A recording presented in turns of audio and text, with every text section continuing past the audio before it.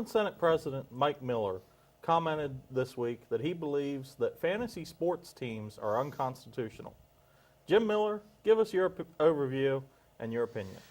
So, I've had questions about this. I guess there's two of these companies, and now they've ganged up and they're pursuing action against the state of Maryland to assure that this remains legal in the state of Maryland. Are these actually Maryland-based companies? Yeah, I don't know that.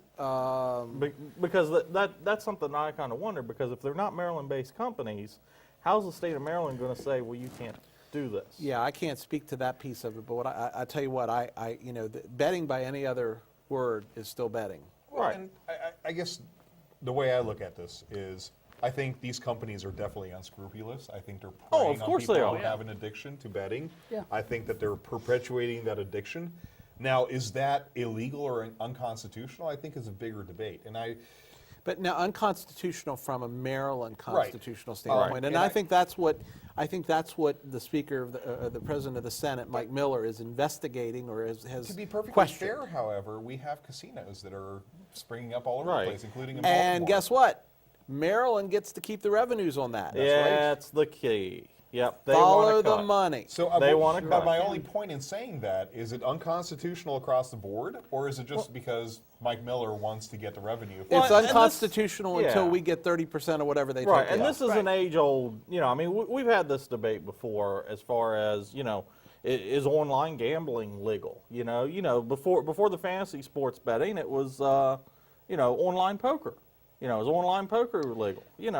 It all comes down to they want their cut. What comes down to individuality. If you want to go gamble, just like Powerball, it's up to you whether you want to go spend your hard-working money. But then we call that a medical condition, and it's treated under Obamacare, and we all get to pay a piece of it. Now here's, okay, and I think you bring up a good point, because ultimately, and this is a reason I think to a large degree that the drug war has failed on us, there are consequences for bad behavior. You can't legislate morality. Right.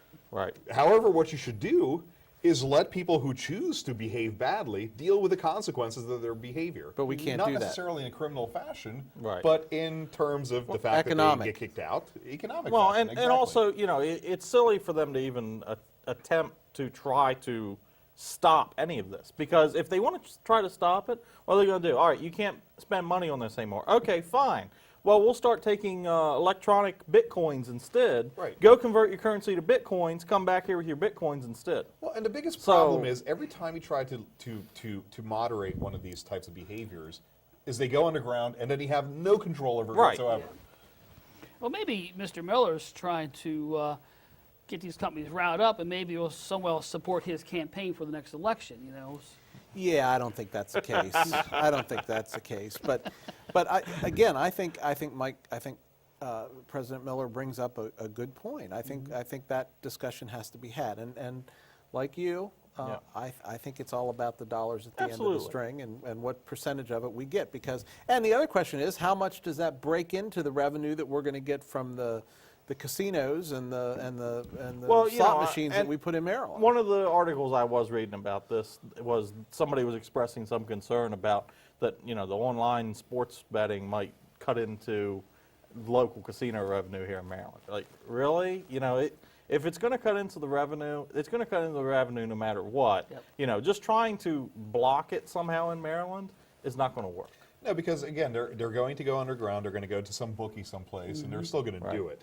So, and I think, in all fairness, the people who are going to go to a casino are very different than the people who are going to bet on sports online.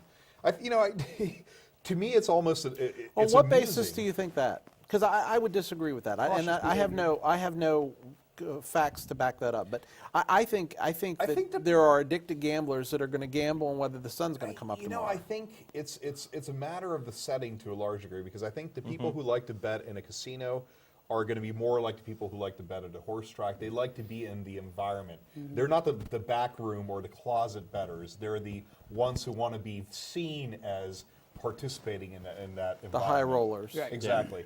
And, I laugh at it to a large degree. The same reason that I laughed at a lot of these guys when I worked in an office setting, and he had everybody get around a water cooler and talk about sports. And it's a bunch of overweight guys that probably haven't run 20 yards in 30 years.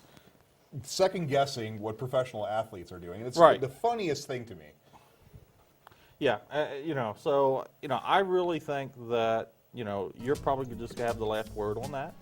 So, up next, find out if our panelists think playing the lottery is worth the odds. We'll be back in just a few minutes.